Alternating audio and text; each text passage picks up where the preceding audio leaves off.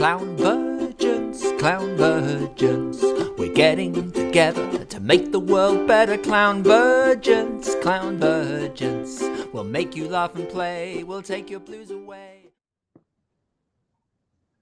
Welcome if you're just joining us.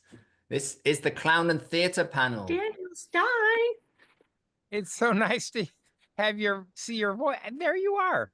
Oh my goodness. I haven't seen you in 100 years. 150. Whoa.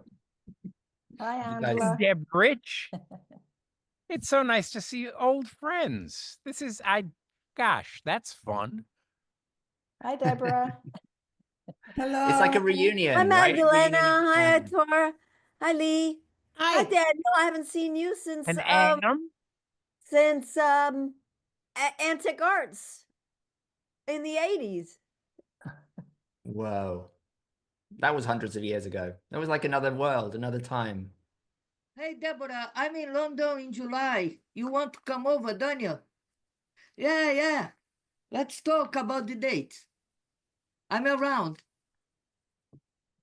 Deals are being think this done, ladies and This is a gentlemen. matchmaking session, I guess. Anybody want to come to Edinburgh? Oh, not all. Coco, I want to go visit you because we met yesterday.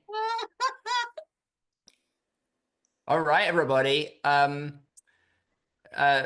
you so much for coming to this Clown and Theatre panel. We have 4 really wonderful panelists here today. I'm going to introduce them briefly, and then I'm just going to let them go with it. And Magdalena is going to be sort of leading the charge and trying to herd the cats. So I'm very grateful that I don't have to do that. Magdalena is based in Edinburgh. She combines 30 years of experience in physical theatre and clowning, visually driven theatre, with over 20 years of creatively engaging with people living with dementia, and has directed many clown performances. So thank you, Magdalena. Welcome to you. We also have here today the wonderful Daniel Stein.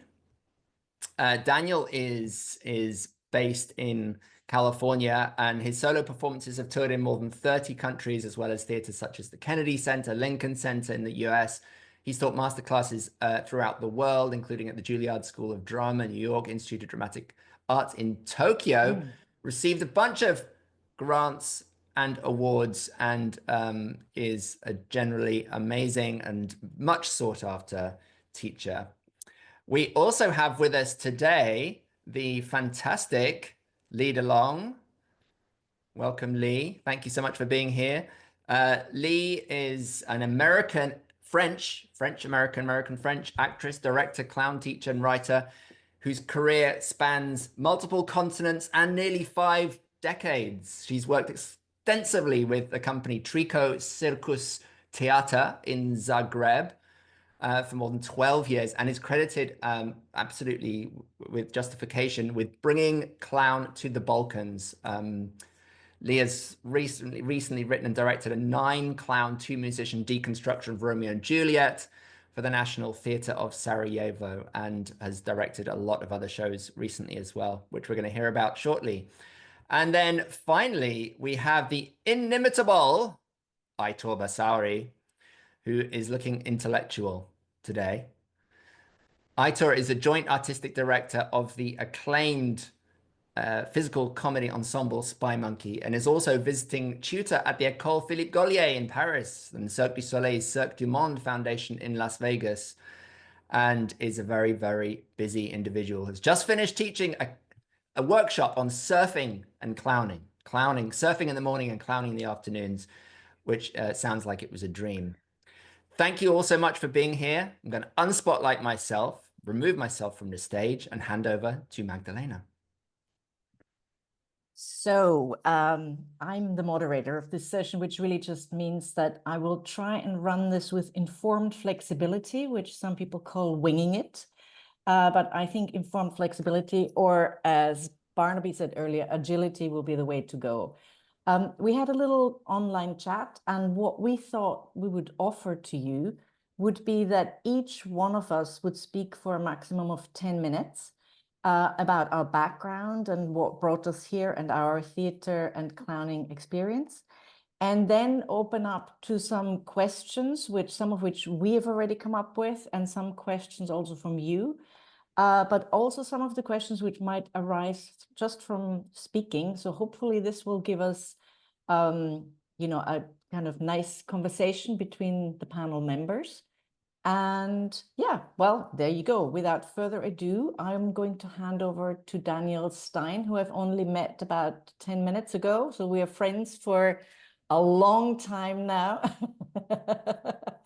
Daniel, over to you. So, well, hello, everyone. I feel very privileged to be invited to this because I'm not necessarily known as a clown, other than to my friends who think I'm a clown, but not in that sense. I got here because I'm dyslexic. That's Dr. Daniel saying what characterizes me in my brain. I am still dyslexic Danny from Milwaukee, Wisconsin. And what was interesting about dyslexic Danny, and I do make a slight separation from him and present day 72-year-old Daniel, is that my dyslexia when I was a child was extremely problematic because I was unable to do things the way everybody else was doing them. I didn't learn to read until I was 12 years old.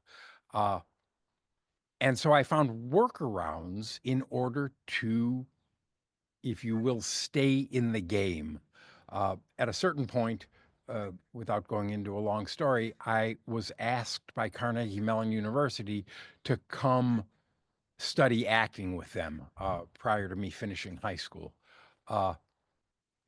where they, instead of thinking I was stupid and lazy and finding workarounds, they found my workarounds something they wanted to study for actor training and actor accomplishment, if you will, which puts me at today where I think I make a living thanks to my dyslexia, not in spite of my dyslexia.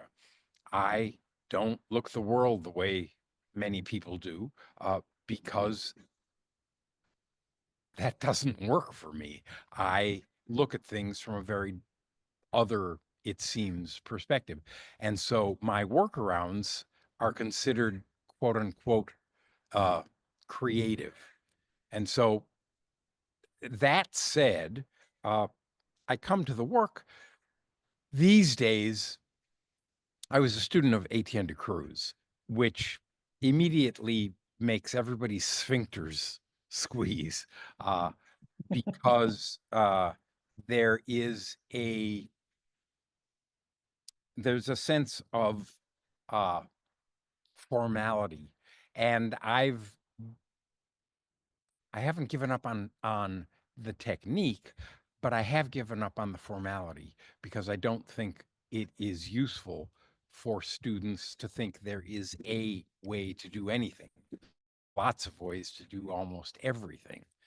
And what I find interesting about what makes people not go into their most creative place is probably threefold. I think the first thing is social mores, that we don't want to do something that will ruffle the feathers, if you will. The second is physical restrictions. I no longer move the way I used to move because I'm older and I have muscular dystrophy, not to be confused with muscular sclerosis. They're two very different diseases. And my muscular dystrophy has severely hampered my ability to do what I used to do as a physical theater artist. And the third, and perhaps the most important thing that I think stops us from doing what might be considered theater or clown, is our own self-consciousness. And I think that self-consciousness comes from suffering the tyrant of logic. and that when we suffer the tyrant of logic, the tyrant of logic is very important in parentheses. If you're on a diet, you need to suffer the tyrant of logic because that diet has specific thresholds that need to be passed before you go on to the next step, blah, blah, blah. When you're in the creative process, the tyrant of logic is not your friend. It becomes an enemy because all of a sudden the theater is not looking for the logical sequencing. The theater is looking for radical changes in directions of energy. And those radical changes in direction of energy are almost always not logical next places to go. The other thing that I want to mention is that we are surrounded. So I'm sitting in my backyard right now. I thought it was going to be warmer, which is why I set up in the backyard, but it's actually quite lovely. This space, just this air in front of me right here, is not empty. We know something from physics, and that is that energy can't be created and it cannot be destroyed. It can only be transformed. And so this space, I happen to know that yesterday a bird flew through this space because I was doing my exercises on the deck here, and I watched it fly through that space, this space that I'm now sitting in. That energy has not disappeared.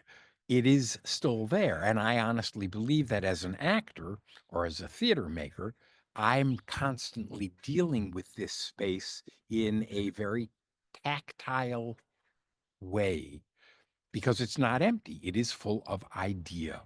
And the odd thing about idea is ideas are concrete. And that is not just a paradox, it's a metaphor that I started in pantomime and I was doing this where I was imagining there was a wall there.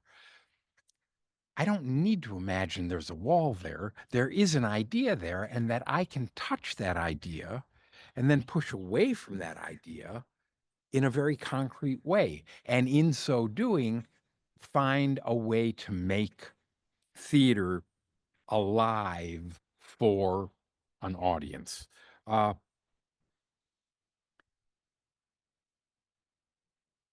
think the last thing I want to say before I pass this on to the next is that as creators, we often walk into the studio to do our work, and we change when we go into the studio to do our work. We need to be paying attention to what we do when we're, excuse my French, fucking around.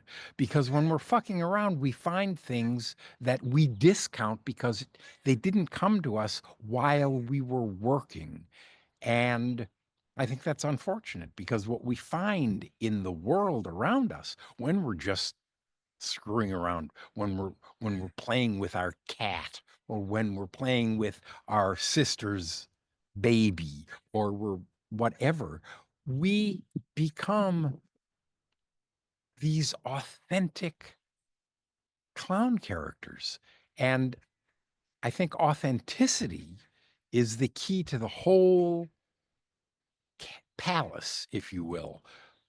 You can do pretty much anything if it is authentic, and people will watch because they too are in the same search for authenticity, because that's how we connect with other people. That's how we create relationship. That's how we construct the world around us. So I'm going to pass it back to Magdalena, and would be happy to answer questions if anybody has them later. Brilliant. Thank you very, very, very, very much. I was ready to send, not in yet sorry, I was just going to my rocket ships, but it was actually too early for them, but I just want to show that I can do it, but now I can, here we go. This is our very secret sign if somebody goes over time, but you did really well, Daniel. Thank you so much. You have 2 minutes to go, so you can do a little dance if you like. Again, I think some of the words that are already coming out are words that I think ring very important to me, which is authenticity and special people and individuals. I think this is kind of where we all, I would assume that we are all a collection of special people here in this room, or the people who do this kind of work. But I would like to pass over to Lee Delong, who I have known super briefly. We may have had a bite of fish together 35 years ago in Paris. I will not explain this. Lee knows what I mean. Lee, you've got 10 minutes, so please take it away. Okay. Hi, everybody. Very happy to be here with all of you. I wrote something down because I was afraid of this 10-minute time limit, so I'm just going to read it. And Barnaby is kind enough to show some photos of some of my recent work. So I, like all of us, have always loved making people laugh. And when I was a kid, I started doing theater in school, et cetera, probably like all of us. Through many comings and goings, I ended up doing theater at West Virginia University. And that's where I developed my first clown called Jugs. I was a terrible clown. I was really a terrible clown. I was self-taught. I didn't know what I was doing. But then I went to, I did juggling and unicycle, and I had no idea what I was doing. I was mute. Then I went to Lecoq School, and Frida the Clown appeared. And I ended up playing Frida the Clown in solo performances and with others for many, many years. Well, one of the things that happened at Lecoq School, one of the important things, there were many important things, but one of the important things was I created a company with a woman, a Yugoslav, because then it was Yugoslavia, a Yugoslav woman, and we toured 16 cities in what was then Yugoslavia. And that was a very important point in my life, in my career and in my life, because I started working with people from Yugoslavia. I even brought them back to Paris, and they worked in a company I worked with in Paris. And then in 1990, I returned to make a new show, and we were supposed to tour it, but the war broke out. And so the tour was impossible. So my friends were under siege in Bosnia then. And I asked them what they wanted me to do, what they needed. And they said that they wanted teachers. And I was like, I'm not a teacher, I'm an actress. But that's what they needed. So I started building a program with UNESCO and the High Committee of Refugees to enter Sarajevo on military planes and teach at their national schools, Akademia Senski Umjetnosti. And I didn't know what to teach because I wasn't a teacher. So what I knew the best was clown. So I taught clown. Later, I taught movement as well. But I started teaching clown. I also thought that it was the best thing to teach during a war.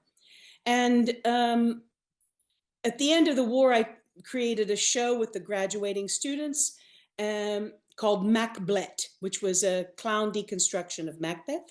And I took it to Atlanta during the Olympics in 1996.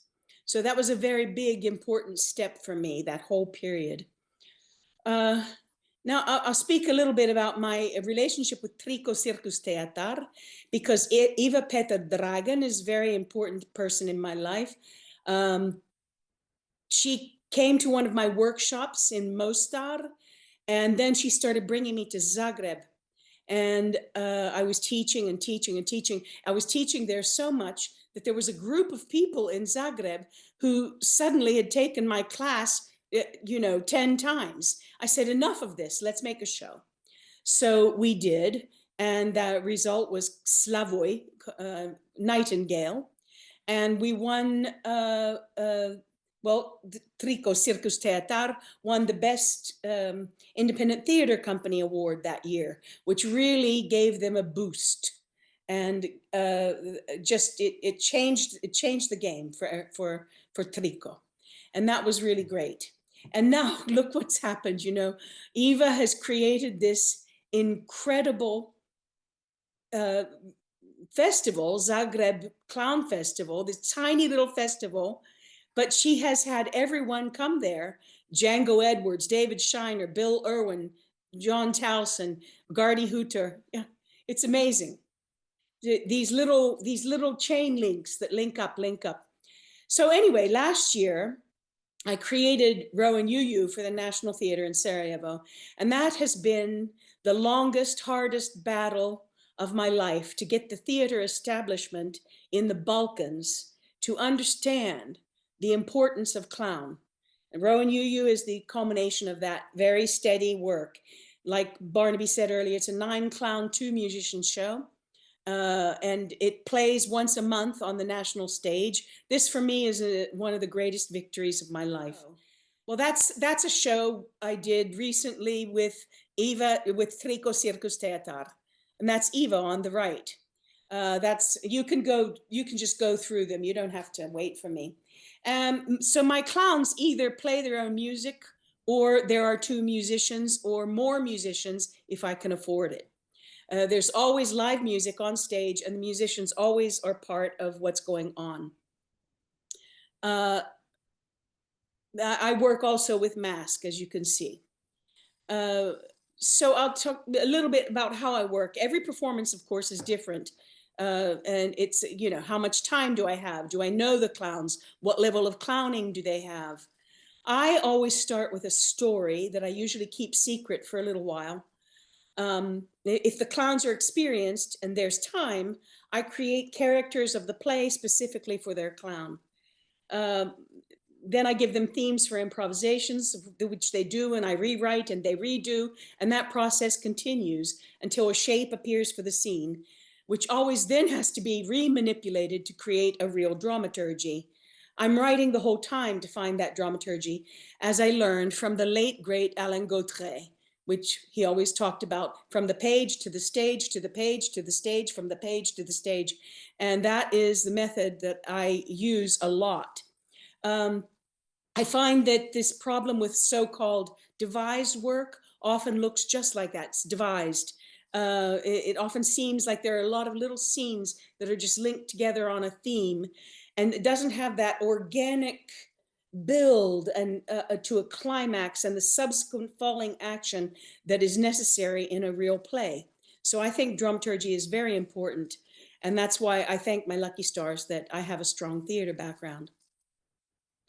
When there are other instances when I don't have the gift of time and the actors may not even be clowns, like in Romeo and Juliet, which you're seeing photos of now, I had to write the play in its entirety before I began rehearsals. There was no room for improvisation.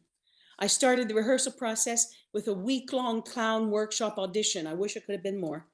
And I threw them into the play immediately. Of course, I chose actors with timing, rhythm, comic tendencies, innocence, authenticity, ones who would respond well to a workshop in clown. And these were, you know, very great actors. They were, you know, the ensemble of the National Theatre. Well, the result was phenomenal. We've been playing to standing ovations, and it's played all through 2024 and 25. So we're very lucky with that. It's always luck. It's always a bit of luck, isn't it? I think clown dramaturgy is a little different from that of a straight play, which brings me to why I love clown theater. The clown, as we know, can talk to the public directly and actually look in their eyes and even react, hopefully react, to their reactions. I encourage my clowns to be in constant contact, communication with the public. They only do what the public makes them do. If someone's phone rings, I say, go get it, answer the phone, or ask them who is it, or if a plane flies over, we've all heard it, so please bring it into the room, react to it. Don't pretend like something hasn't happened if it has. But it takes a skilled clown to know how to dose this, because we can't go off on a tangent and just deal with what's happening in the room or outside of the room. You have to stick to the plan. So it's a very experienced clown who can do both and make it very, very, very, how can I say, timely. So the show has to remain solid if these departures begin to happen, which is why I'm very specific as a director, a bit of a perfectionist. I direct down to the movement of your hand. A great director once told me something that I've never forgotten, and that is a river is a very powerful and beautiful thing when it flows and flows and flows. But when you put a dam on it, you can light Paris. So a clown working under certain constrictions begins to reveal himself more and more, and he can light Paris. I depend very greatly on the virtuosity of the clown and musicians, and do everything to bring that forward. I use little or no scenography. I create a soundscape with musicians using elaborate sound effects that replace the set and provide information about the emotional state of the clown. At the very least, I always have a melodic instrument and a percussive instrument, and I ask my musicians to be multi-instrumentalists, in fact, to grow another set of arms, because they have to play several things all at once and often. In addition to musical instruments, we use household items and found objects to create a rich palette of sound. The musicians are on stage with the clowns, as I mentioned before, and sometimes they interfere with the action, or the clown interferes in their music. There's always a moment in the show, for example, when the musicians take a break and the clowns have to deal with it. The musicians are on break. There are also songs in my shows and choreographies, which are not really dance, but are organic movements found in each individual clown and knitted together to make a choreography. Now, to end this long introduction, for me, the clown is the highest theatrical form. It's the most difficult, the most authentic, the most rewarding. Like all truthful acting, the clown, more than any other artist, must be in the moment. He is not a character who is created by an actor. He is a state of being. He is an exploded you. He is bigger than life, which is what makes clown theater the greatest of styles. There, I got through it. Just in time. I cheated. I let you finish because I just thought, I have to say, I thought that that was really interesting. I really wanted to listen to you way more. But we also, and I think you started talking a little bit about, you know, when you talk about the clown dramaturgy and all of that, I think one of the questions that I think you are very interested in, and I really look forward to discussing with everybody else at the end of this introductions, is really different methodologies on how to create clown plays, because as we rightfully think, we are all different. We have different approaches to clowning. We have different schools of clowning. As directors, we come from different backgrounds. I very much sympathize with you of being somebody who is a complete stickler, but also very relaxed. And I think this is, for me, how clown plays, also structures work. From my experience, is to have a structure and a form, and then within that create the space to have an incredibly good time and to improvise. But we'll have a little bit more about that once we're done with the introductions. Thank you so much, Lee. That was amazing. As was Daniel, by the way. Sorry, I'm just getting going now. But next is Aitor. Aitor, where are you? Hello. Hi. Particularly intelligent looking today, as we've all stated. I know it's the glasses. Thank you. I put my intelligent glasses. I don't think I can say anything else now, because Lee has said everything that is to be said about the whole thing. Now I'm just thinking I should have written something, and I just came here thinking, well, I can say whatever and that will be it. But that's the problem. When people work, it forces the rest of us to also work really hard. That was amazing, Lee. Thank you so much. So I am Aitor Basauri, and we created a company many years ago, perhaps at the end of the 90s, called Spymonkey.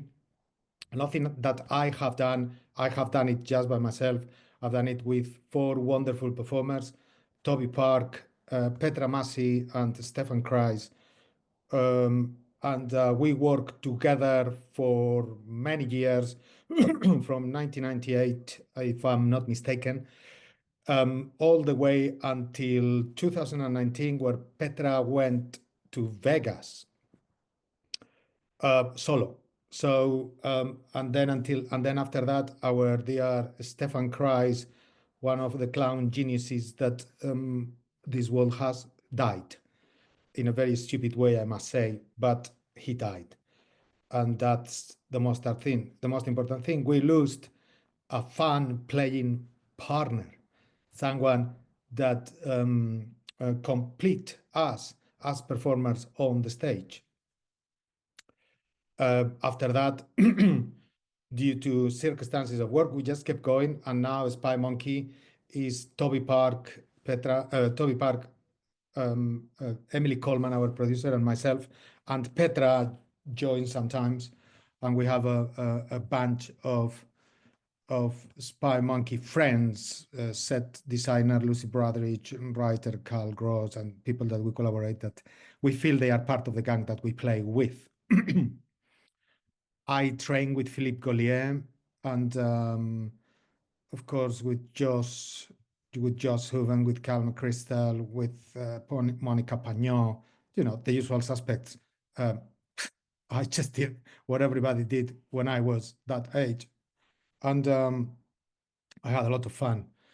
And I was very lucky to find 3 people to play with, and we did beautiful shows that perhaps we didn't think they were beautiful, but the others thought they were funny, and they kept coming and see them. And we just thought, soon the next one will be the last one, because this cannot be happening.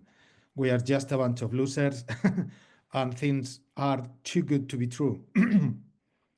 We work Cirque du Soleil. We did that infamous erotic show they did in the beginning of the year 2000, and we were the clowns. Because I think someone told us that clowns cannot deal with sex. And we said, we love sex. That cannot be possible. And we are clowns. So let's do clowns with sex. And we did, with some success and with terrible flops too. And then Cirque du Soleil had become a big corporation, and we did not know yet that we were a little bit of artists. So we said no to the money and went back again on the road to the festivals and to try to become rich doing what we do, which never happened, by the way, never happened. We are still having to work, pardon my French, fucking hard to make the ends meet. And at the moment, I direct a lot of shows, and I teach a lot of workshops, and I direct with Toby Park. We are a directing duo, which comes like for everyone like super weird, because who do I talk to? And we just said to the both of us, yeah, but someone will take the decisions. Yes, the both of us. I imagine that for many people this doesn't make any sense, but for all of us who have had a history of ensemble and group working, it makes completely sense. With the Spymonkey, we took decisions very slowly, but we took them together, very slowly, but together, because it was 4 people taking decisions. Now, I am a performer. I don't perform as much as I would like, but I am a performer that teaches. I am a performer that directs. So there are many things I don't know, and I just do whatever comes in the moment to try to make the best possible show. I say that because it makes me feel better to say that I am a performer, because that's where I feel more comfortable, and that's what I think I belong. And I try to be honest with the work. Whenever someone asks me to direct a show in the best spirit of the clown, I say yes. And then I fucking hell, I'm not going to be able to know how to do it. I don't know what the fuck are we going to, this is going to be horrible. And then little by little, some shows end up being good, and some shows end up being terrible. The same thing with the teaching. I am a performer who teaches, who tries to help other performers with the discoveries that I have made along the way of my performing career. And I don't expect everybody to like them, or I don't expect that everybody will find useful what I offer. I hope it will. I hope they will, but I know that will not happen all the time. But my aim when I teach is to provide an experience for everyone that will help them to be inspired and encouraged and hopeful for the rest of their working career. Because I never think I invented anything. I just think, okay, I heard this from Philippe, I heard this from someone, I heard this when we were working. Will it work here? And then if it works, I am the happiest person in the world. The other thing to say just before I finish, because I'm just going to go really fast. Sadly, I couldn't teach a surfing workshops because I'm not a very good surfer, but I love it very much. I only run a clown workshop. And I just wanted to say one more thing that for me is very important all the time, which is the concept of fun, to have fun. I find that I have been so scared to have fun, and just the exercise of giving myself permission to have fun on the stage and to learn how to repeat having that fun on the stage at 7:30 and at 9:30 and then at 11:30 is what I think, and forgive me for saying this, a good performer. I'm not a very good performer, but I'm a good performer because I think I have learned in all these years how to have fun every time I go on the stage, playing the same material that I did at 7:30, do it again at 9:30, and do it again at 11:30. And for me, it's still a mystery how to do it. And of course, to play games helps a lot, but what is it that each one of us has to do to have fun all the time? Thank you so much. I am honored to be surrounded by all of you guys, and thank you, Barnaby, for inviting me.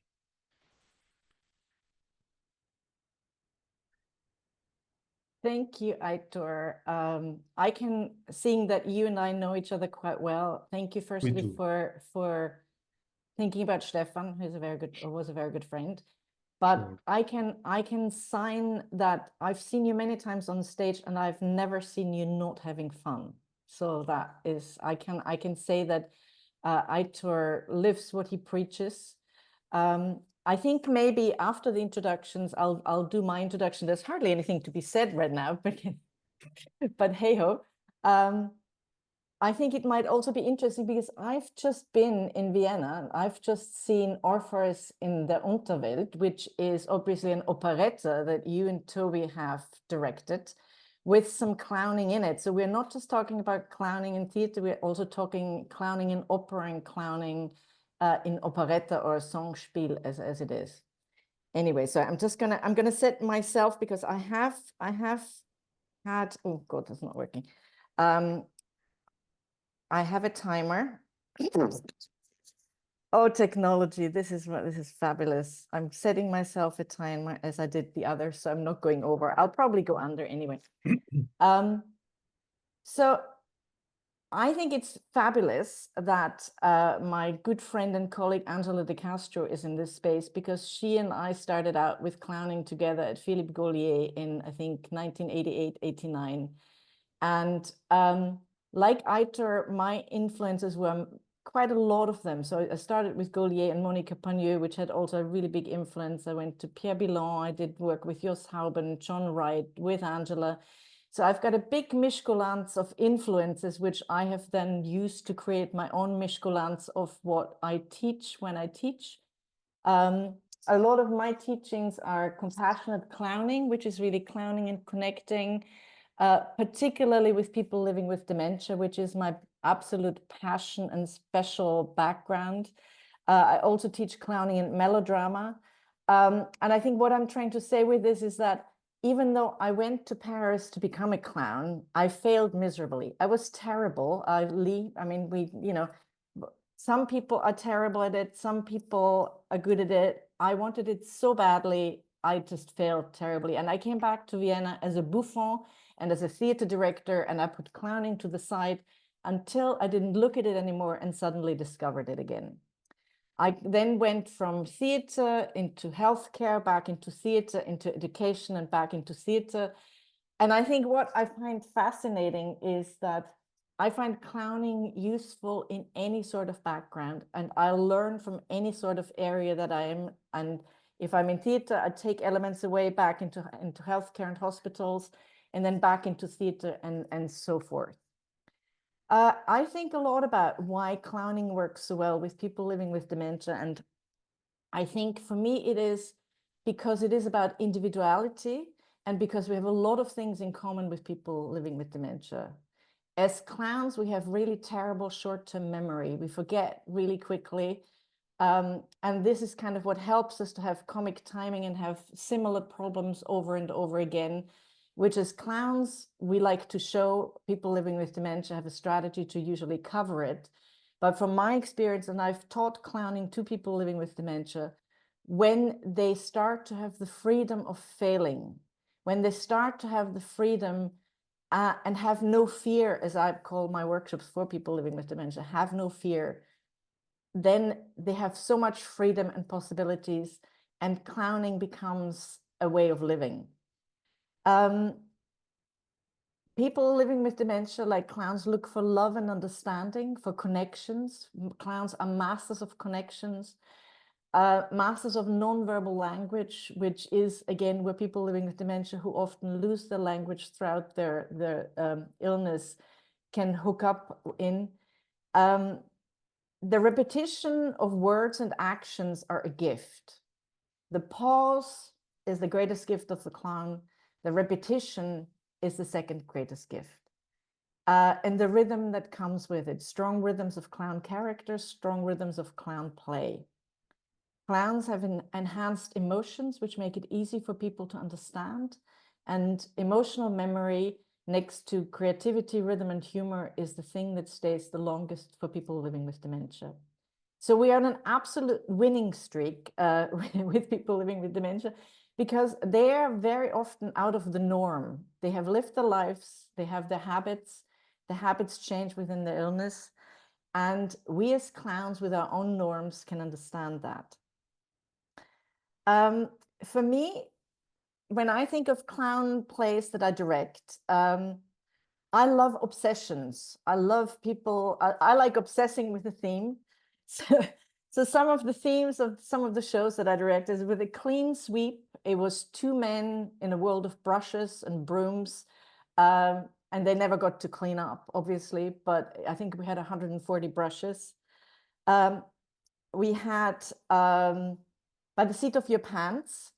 Originally was meant to be with one chair. Again, we ended up with, I don't know, 25 chairs. How many things can you do with one thing? How many ways can you look at one thing in different ways? And how much do people enjoy watching clowns doing different things with the chairs that people couldn't have imagined? Curious Shoes, which was my first clown performance for people living with dementia, was all about feet and shoes and rhythm. In the Light of Day was all about hands and gloves and touch during COVID in times of no touch and no closeness. And the third part of my dementia responsive trilogy, which I'm working on right now, is called Framed. It's all about frames and heads and faces and emotions. So I think obsession is a really good starting point for clown plays. I love simplicity and clarity, maybe again, because I work with a lot of people who are confused. So I always say, don't confuse the confused, to stay with the clarity. Look at the humanity and the beauty of people. I think sometimes beauty is something that's a little bit underestimated within clowning, because sometimes we're so busy in trying to be funny and trying to do gags that I sometimes get really truly touched when something is beautiful, and then something might become funny. We've talked about acceptance of clowning. I feel that we need to care for the characters and understand their world, to understand their struggles and their vision of the world, which again, if you have obsessions, I think the vision of the world becomes quite clear. I think Lee talked about also a certain relaxedness that you need to have within the characters. So the audience is able to breathe. I find sometimes, and I think we also said that we might talk a little bit about our favorite clown shows and our least favorite without naming them, because we don't need to name it. But I think sometimes there's something to be learned about why things don't work for us personally. And again, our flavors may be very different. But I think if there's gag after gag after gag, and I can't breathe as an audience, I feel like you're suffocating me with trying to be funny. I think Aitor has talked about honesty and authenticity. Lee talked about you can't ignore the audience. Yeah, I think that's probably all I wanted to say about the things I wanted to say. It was a little bit written, a little bit here and there. I hope some of it was interesting. I would really love to go to the favorite and least favorite clown show. I think it'd be very interesting to talk about. And anybody, I would say, let's open this up between Daniel, Lee, and Aitor. What was your favorite clown show? You can name the favorite one, I would say, if you like, but it's more important for me, why? What worked so well, and why did you feel so connected to a certain show? I'll And jump then obviously the worst. Because Please do. Because I have one. I saw Bolek Polivka do I believe it was called The Queen and the Jester. This goes back a long, long ways. And Bolek and I became very close friends. That show was not there as an effort to be funny. The thesis of the show was both love between the clown and the jester, and the impossible nature of taking oneself seriously, the queen, and ferociously exploring what was there, the jester, and the juxtaposition of the two. I found myself laughing all the time, but I was never laughing because they were doing something funny. They were simply, it was very human behavior, and at the same time, it was so well crafted and so remarkably precise, and yet some of it was so stupid in the best possible way you can use the word stupid. I like what you said, Magdalena, about short-term memories, terrible short-term memories. The memory of the jester was just, it was never there. And then the end of the show, and I'm sure this is not a spoiler for anyone, because I don't believe it's being performed anymore. But at the end of the show, this puppet who has been on stage the entire time starts to move, and it's a real human being, is just one of the most fantastic things I've ever seen on a live stage. So Bolek Polivka, The Clown and the Jester. Yeah, that was an amazing show. I agree. And I believe that was his wife and his child. Yeah. Well, they toured. They didn't tour with a child. They found someone. Because I had to find the little girl for them. They found somebody to play it in pretty much every town they were in. She was a lovely human being. They're no longer together. I saw that show. I thought it was magic. I also forgot that Bolek Polivka was, I think, my first clown teacher, actually, in Canada for a very short amount of time. He was a very amazing, or is a very amazing human being. Aitor, did you see the show? You look like... I hate it that I haven't seen all those brilliant shows. This is a horrible exercise. There's nothing better than to see a very funny clown show. And you're just talking about shows that I never seen. I heard talking about the famous clown, but I never saw anything. I mean, the thing is, I don't trust my memory very well because I think most of the clown shows that I saw, I magnify them in my brain. And now they are the best thing I have ever seen. I remember seeing the Colombioni. They were really funny. Those two Italian clowns, I found them just out of this world. Why? Why? Because they made me laugh a lot, and they were also very stupid, and they were very poignant, and they just did things on the stage that I did not know you could do them. I don't speak French. I saw Lapin de Chauchat, the Sham, Jérôme de Champs. He did the show about Oui, the restaurant. La Panchasseur. Lapin Chasseur. Lapin chasseur. Oh, yes. That was a bit hard to translate there. Well, I'm Lapin from Spain. I chasseur. don't speak any French whatsoever, so for me it was Yeah. a big achievement. But I like that one. I was so surprised. It was so funny, amazing performers. Beautiful. I was so happy watching it. I think, I mean, I see Angela there in my gallery, and do you remember Macunaíma? I think also Macunaíma. It wasn't really a clown show, but it was a fucking amazing Brazilian show. It was like a huge party. It was really good. Did any of you see the plate breaking show? That Les Assiettes, no. Les Assiettes? Only stories. Oh my God! No, It was one of the funniest things I think I've ever seen. It was talk about obsession. This fellow walks on stage and just the tiniest trébuchet. He trips just a tiny bit, and a plate falls out of his hand and breaks into 16 pieces. So he goes off and he gets another plate, and it ends with them literally taking stacks and stacks and stacks of plates. They went through 400 or 500 plates a night. They had a special person creating plates for them out of clay, and they oh my God, it was Pierre Bilon.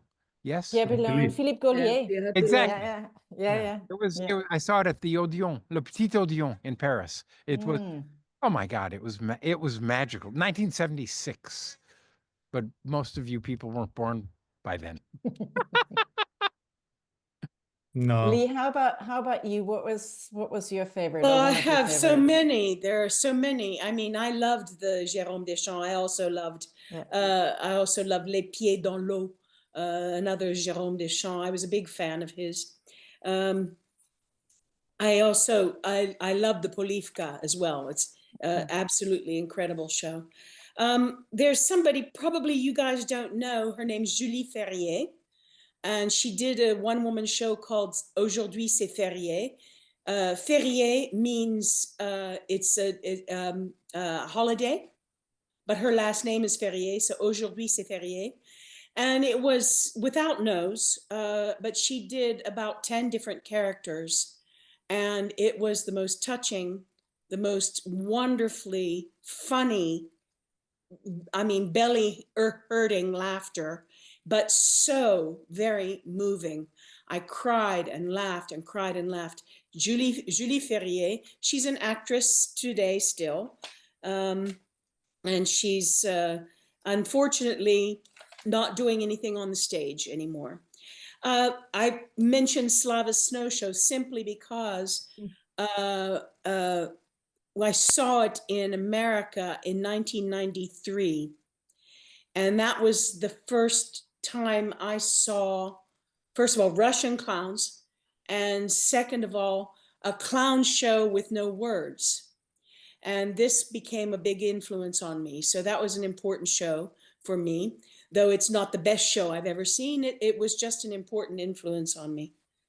And I don't know if you guys know these are French clowns, and I know somebody you all know is Avner.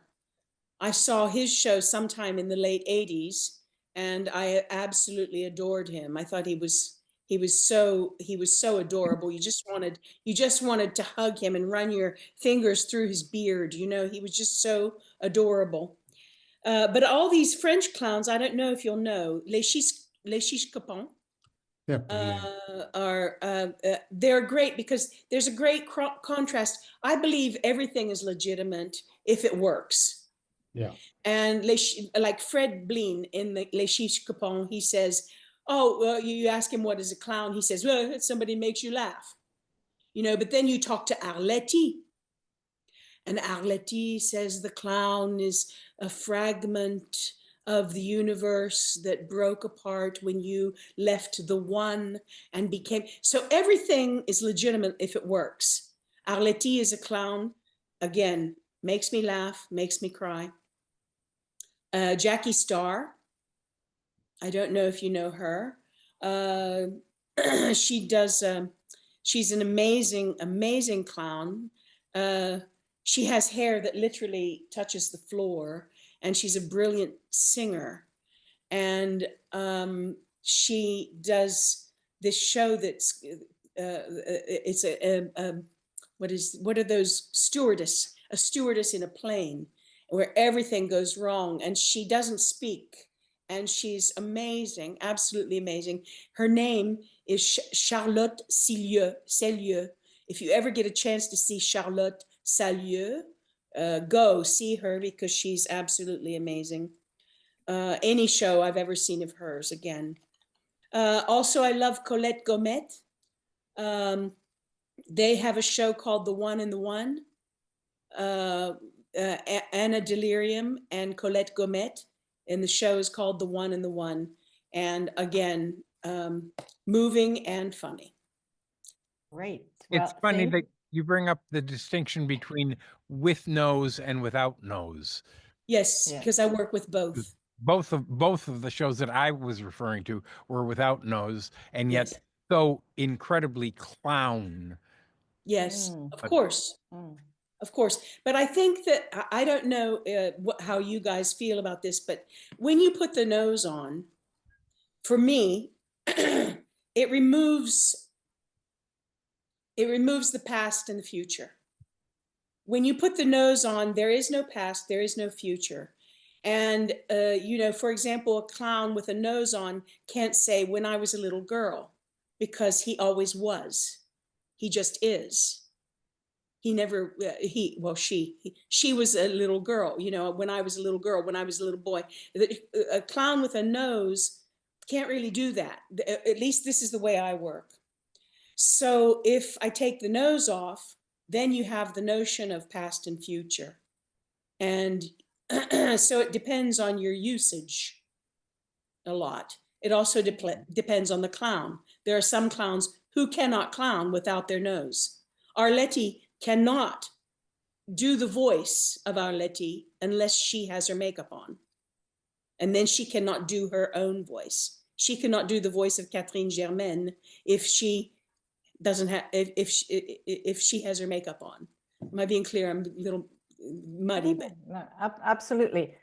I'm also going to toss one thing in the realm of one of the shows that kind of I really loved was also to remember somebody who's recently passed away, Buffo, Howard Buton, who did one of my all-time favorite shows. I can't remember the name, it's such a long time ago, but it was all about violence. And I think what I learned from him was that something needs to be at stake and something needs to break. Like in a good theater, it can't just be all happy-go-lucky, let's just play, but something needs to happen. Something has an inciting incident. And it was not a ha-ha clown show, but it was very touching. And because it was very touching, it also made me laugh in a very profound type of way. And I just wanted to toss that in the mix, because if you look at the four of us, there are so many different tastes and so many different styles and so many different flavors. And I think this is why, in a way, I'm not sure if a clown is a catch-all, but I never wanted to, I'm from Austria originally, I never wanted to go to the state theater school because I was never interested in that sort of thing. I was always interested in things that are out of the ordinary, things that are crooked, things that are different. And I think that is where clowns are at home. I'm also wondering, because I think we've just got under half an hour. We could go on about the clown shows we didn't like so much. I guess my question is to you, Lee. Do you feel that you want to speak more about how creating of clown shows, or shall we put it to the listeners and to the people in the room to see if they have any questions, having listened to us, which they could either put in the chat room or they could just raise their hands and we could, I don't know. What do you think? I would like to What do you say guys something. think? I would like to say something, Yes. reference to what Aitor said about being on the moment and how come you can keep it fresh and have fun in every time you are on the stage, every time you are presenting or performing. You see, in my life, in my career, I had a chance to do shows that run for very long time. For example, Aitor mentioned Macunaíma, which is a Brazilian play that I play for 4 years, every night, for 1,000 people. I play Islava Snow Show for 4 years, for 1,000 people. And I done my own shows for a long time, the same show every day. And for me, it never been a difficulty, and I was never ever scared of it. First, I put myself on the moment all the time. And second, I celebrate the fact that I'm doing a job I love. That is my life. Also, is the thing about every day is different. And if you are in the moment, is another moment. And even if you're doing the same show, you have different audiences, you are in different places. And we always have something in common with the audience. We all one day older than we are on the day before. So, it's always fresh. So that's what I want to say. It's a big celebration, for us clowns that are mishaps, that are marginals, that never been quite accepted. Isn't it brilliant that we can do our jobs every night? So that's what I want to say. To be in the moment is the key for it. We no fear. We just there. And that's what I want to say in response to Aitor, because it's very difficult to keep a fresh show every day for a year, for 4 years. You see, so that's my contribution. Thank you very, very much. I Can I just see that add- there's, sorry, there was, no, on you go, Daniel. If it's in reference to what Angela just said, otherwise we have a question in the chat. Well, it was just to respond to De Castro, which I was fascinated by. The whole idea of again.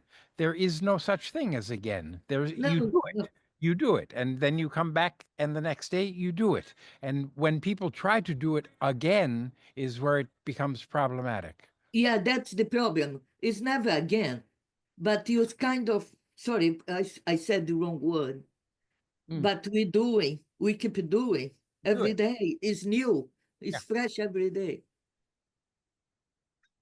Thank you. There is somebody, Anna Sharp-Jones asked, she wants to, would love to hear more of our insights on nose or no-nose performances. At Gaulier, there was this idea of you don't need a red nose to do that. When someone came on stage and did something that wasn't clown as such, I think I understand, but it feels a bit fluffy and elusive to me. Can anyone say more on this? I can say I don't use a red nose.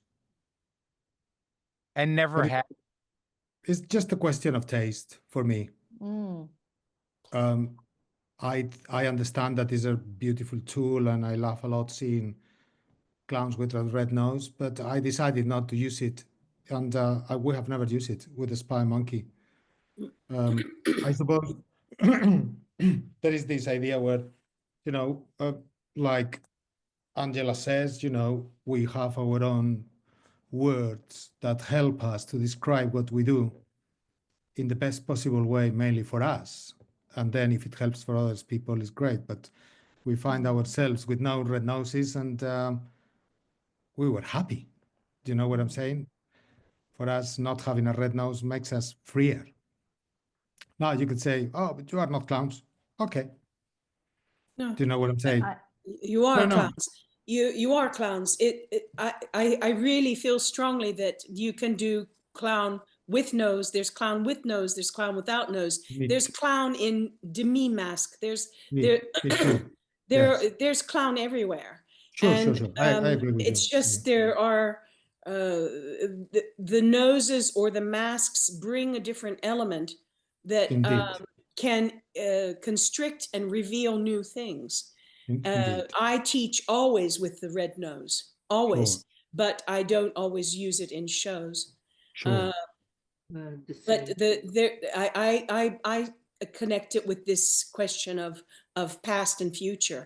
You know, for me, a red-nosed clown has no past, no future, and but that brings us back to the moment and everything. But yeah, a nose is a mask. And it functions like a mask, and you can work with mask and you can work without mask. So it's all good. It's all good. There's not something that's better. You know, there's no better here. Sure. I think it depends also on the audience. So again, I don't use red noses within the shows I direct, but within working with people living with dementia in healthcare or workshops, the red nose becomes an abstract concept that makes it clear to them that we're different from social workers or from staff or family members, and they can project anything onto the red nose. In addition to that is also in terms of old age, when sight goes away for people, when we become older and eyesight becomes less strong, the face becomes zones of gray for an older person, and particularly for a person with dementia. And it really truly helps them to be able to see a face as like a face, and to really link to the eyes where the connection happens. So if you can make things easier for people, in which case for the people that I'm talking about, for people living with dementia or older people or people who are confused, it is a really helpful tool. But I agree with Lee and Aitor, you can play with or without nose. I think you need to be sometimes a stronger clown to play without nose, because you need to be not confused about what that means about your, being a private person or being a performer or being the clown element, the clown spirit of you. I'm just wondering also if I missed any other questions. Oh, hang on. Chat has been waving. I can tell you that. And while Chat is asking his question, I'm going to have a look if there's any questions I've missed in the chat. Hi, everyone. Hi, thank you. I had a question, and I'd love to get thoughts on singing clowns. I have a clown that I have a very specific voice, talking voice, and it's very very concrete for me. But what I have trouble with is finding that clown's song, his way of singing. So any thoughts you have on that, as well as any great clowns that you know of that I could to look at who do this very well, talking and singing and having a unique voice, a very unique other voice, but bringing that into song. Just love to any experiences you have that are poignant about that. Thank you. Well, I have my clowns sing a lot, and they it takes time for your voice to appear. You have to work to find your voice. Some clowns have a very specific clown voice, like Arletty, who I mentioned before. Yeah, she has a very, very high voice like this, and she talks like that, but she can also do this, but you have to find your voice. It can be very close to your own voice. It can be that you have an accent. It can be anything. But what I have a problem with are clowns who have a voice that is a certain voice, and then they sing with an operatic sound, as if they were, you know, as if it has nothing to do with them. That's problematic. So it's interesting that you bring that up, because it just like you have to find your speaking voice as a clown, you have to find your singing voice as a clown. And of course, they have to match. They have to join somewhere. So give me a minute and I'll think of somebody who sings, a clown who sings. Maybe you guys know that. A singing clown. There was Marta Carballo, canta clown from Spain. She died, unfortunately, a few years ago, but she was a brilliant singing and musician and all sorts. No one knows where to be. We just did an opera. Yeah, she sings opera, yeah. Well, I mean, we work on an opera in Vienna, and we try to make the singers of the opera into clowns. In some cases, we were a little bit successful, and in others, we were not so successful. But the skill of an amazing opera singer, if it's combined with a wonderful stupidity, you know, it's really funny. Yes. I think there is that awareness that everybody speaks here of. Sometimes in the world of opera, there are certain things that you cannot do. You know, it's full of rules. And so the clown that sings, breaking those rules, brings a lot of laughter with an amazing singing skill. And that's really fun to watch. And also the pleasure that all those people who sing amazingly well, who have a skill and educated voice, and you can see that comes in an organic manner to them because they have millions of years of training.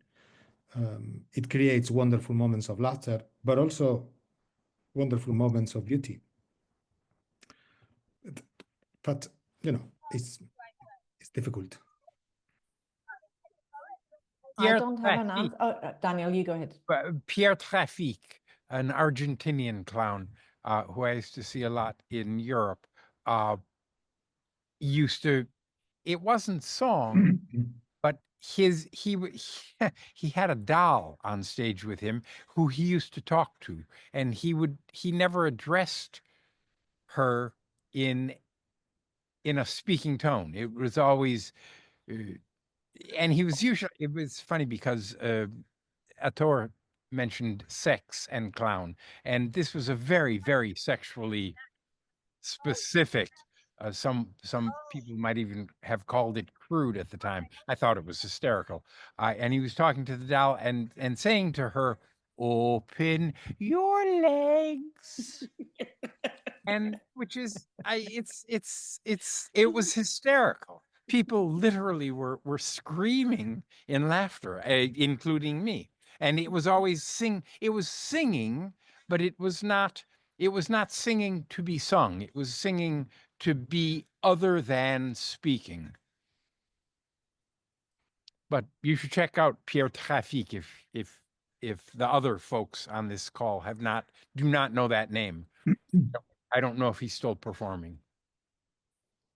Thank you, Daniel. I'm still looking through some of the questions. I think we have a very interesting question from Daniel Forlano, who says, what's the difference between a clown in the moment of discovery, as in a workshop, and a clown in a theater show? It seems like a clown needs a writer to succeed theatrically. I have a feeling that's a question for Lee and her creation. Am I putting you on the spot there? Sorry, Lee. No, not at all. I mean, how qualified am I? Certainly, you know. But the clown at the moment of discovery, you know, some clowns suddenly have an aha moment and they have a breakthrough. In fact, it often happens that way in a workshop. They're struggling, they're suffering, they don't know what it is, and they just can't get it. Why aren't they funny? Why is nobody laughing? And then suddenly something happens, and they're like, I'm funny. People love me.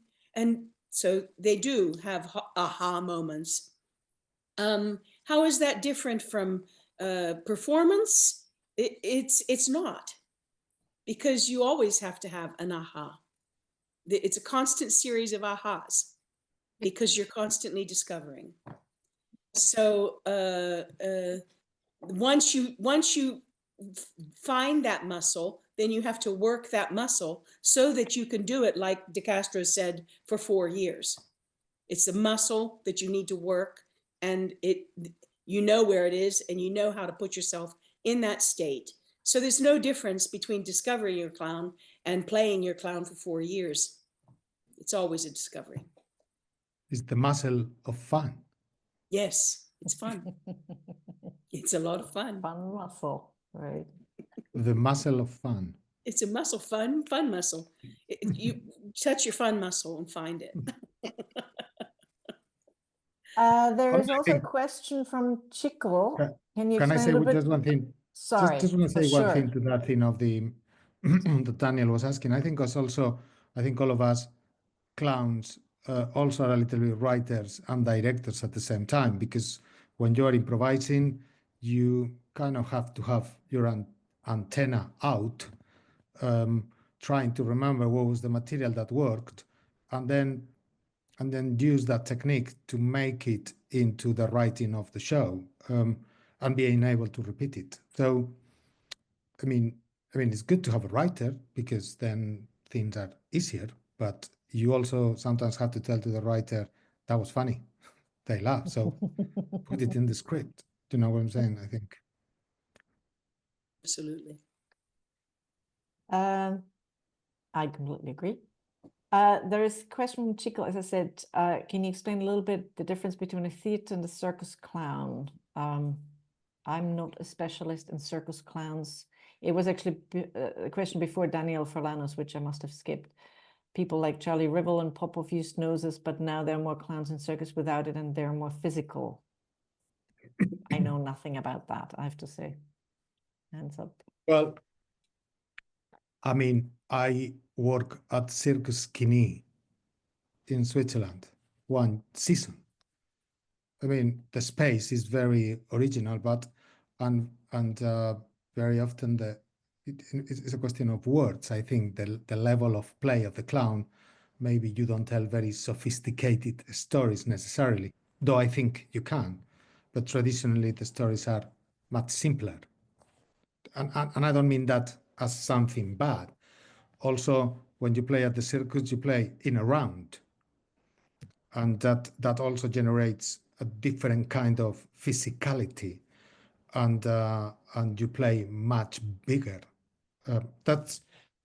I'm trying to find some difference, though I strongly believe that clowning is the same everywhere. But because then we played for Cirque du Soleil in Las Vegas, and it was also called Cirque, but we play in a big theater, and you had, because we play in a big theater, we had to play really big.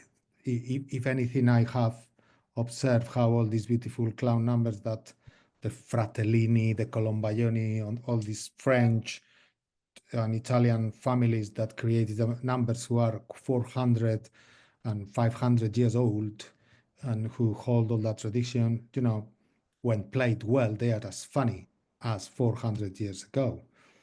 The difficulty for us, I think, I found them complicated to play, and it needs, it's hard work.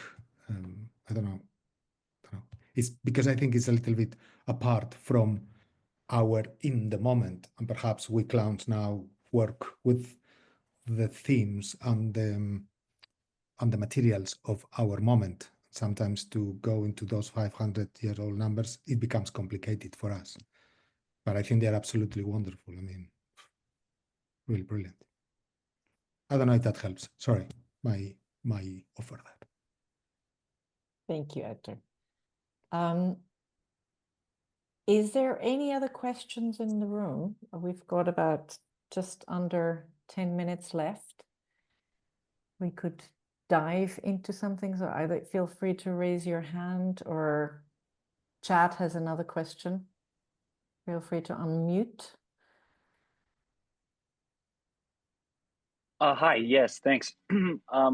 Well, I would love to hear about anybody's process for directing clowns. Yeah, you have a specific clown you're working with, and a quick over of your process from the very beginnings and how you move through.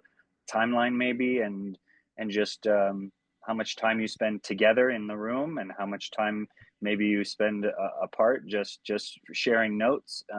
I know oftentimes you're probably not living in the same place with your actors, and sometimes the timeline for a creation of a show can be very, very long, years even, right? So my director we don't live in the same state, and so we deal with that kind of stuff, and travel, and how much time, and all that stuff. Anything about your process and what you demand from that? Thanks. That's a big question. I can give like a fast answer with Spymonkey, for instance. Go ahead, Aitor. So for Spymonkey, normally it will take us around 2 years in total, because we will have like a weekend where we will research. The whole team will play the ideas, and we will gather ideas with a writer, a costume and set designer, the 4 performers, and the director. And we will play. By the end of the weekend, we will decide things that we liked a little bit more, and things that we were not going to touch ever again because they were bad ideas, period. And then we went into like 3 or 4 months later, we will meet again with some ideas more elaborated. Perhaps we will have written some scenes. Perhaps we have thought, oh, let's do a funny number, a funny dance, or let's do some songs with the theme of whatever we were interested in. And by the end of that, we will have like a little bit of a through line that will tell us what the show is going to be. And that will take us to the beginning of rehearsals. We will have like a working script, and that we will work for 6 weeks, where we will work on that script, destroying it and putting it back up, and bringing us scenes and rehearsing, kind of researching, working on the show in the mornings and afternoons, and then rehearsing properly funny material in the evenings, dance, music, singing, all those things. And then we will have a run of 3 weeks after opening night where the show will become good, because it wasn't good ever in opening night. But very, very concentrated in order to make it as economical, as financially able as possible. That's how we did it with the Spymonkey. Do you think that might have a little bit to do with the fact that you live in different countries? Indeed. Because again, I don't have such a firm timeline, but I would really, really recommend that, if you don't have the performers that you want to work with, to run auditions, or like to run a workshop so that you meet people and that you decide who to work with, and only ever work with people that are nice and lovely, not just necessarily funny, but good people, because the worst thing is somebody who is not nice, because they will explode the whole rehearsal process. But I think that's not specific to clowning. I like working, let's say, for a week, then to just gather some ideas and then go away, and maybe work another 2 weeks about 3 months later. So there's time to digest and write. I think having time between the initial ideas and the writing to then re-meet and gather and try out the things that you thought were so incredibly funny that may no longer be funny, or you may have to work hard for them to become funny again. And then having a 4-week minimum rehearsal process for them to start playing. And then really you need an audience to realize if actually what you thought was worthwhile working on is actually worthwhile showing. So that's my little timeline, which is, again, I work with people here, and I tend to also work with the same people often, because you develop a language that just makes for shortcuts. And again, I have a specific way of humor and a specific way of looking at things, and you don't want somebody who just wants to do something completely different. It's interesting to bring in new things from time to time, but again, if you've got quite a big vision as a director, or you kind of want people who want to work with you towards that trajectory, let's call it that. I think it's easier to work on something than it is to figure out what to work on. And to jumpstart having something to work on, because it's easier, I try to set up a problem that comes generally in the guise of a prompt, that there's a waiting room, or there is a secret, or there's something that's a problem, and trying to jump over that problem becomes an easy way to walk into the room and begin working, rather than I find that the death of most rehearsals are people walking in and sitting down and talking, and that the birth of a real rehearsal is to walk into the room and begin to play. And that doesn't happen at a table. That happens with people standing and moving, and then you just give them the problem. There's a secret. And then either if you're alone, you play with that, or if you're a couple, or if you're a whole ensemble, you then all play with the problem, and not try to solve the problem. Play with the problem in front of other people is usually the funniest thing that you'll ever see. Watching people play with the problem, not solve the problem again. You know, the juggler who can easily do 5 balls solves the problem by catching the balls, and all of a sudden we have nothing to watch. As long as the balls are in the air and the juggler is playing with that problem, we have something to watch. And so you create the problem in the room, and then you let people play with it. Thanks, Daniel. Lee, I think you might have the last word here. There are other questions, but I think we may have to finish up with this one. So I think Lee, I want to give you a chance to maybe say something quite briefly to round us up on the theme, if that's all right for you. Yes, well, I think that important to know is that there are as many methods as there are people, because each clown is like a snowflake. There is not another one. There's only one. And each method is like that. If you think of microcosm and macrocosm, the method is the same as the clown. And if you have like Aitor, you have a specific company and you work a specific way and you're always together, that's one thing. If you work like me and you're commissioned by someone like the National Theatre or somewhere, a one-man show, one guy wants me to direct him in a one-man show, each process is different and designed to go with that person. You have to find where you excel and how you allow yourself the freedom to be and do whatever you want. Because there is one thing that's really important, is that freedom and that joy of playing your clown, and that joy of playing your clown in front of people. So however long it takes, whatever method you want to use, just find that joy of playing. Fabulous. Thank you. You said everything right, Lee. Oh, it's because you wrote it down, Aitor, while you were surfing. Okay. I wrote it all down. There ain't no place I'd rather be. You're lighter than the sun and the stars to me. Everybody's family at the Clown Version.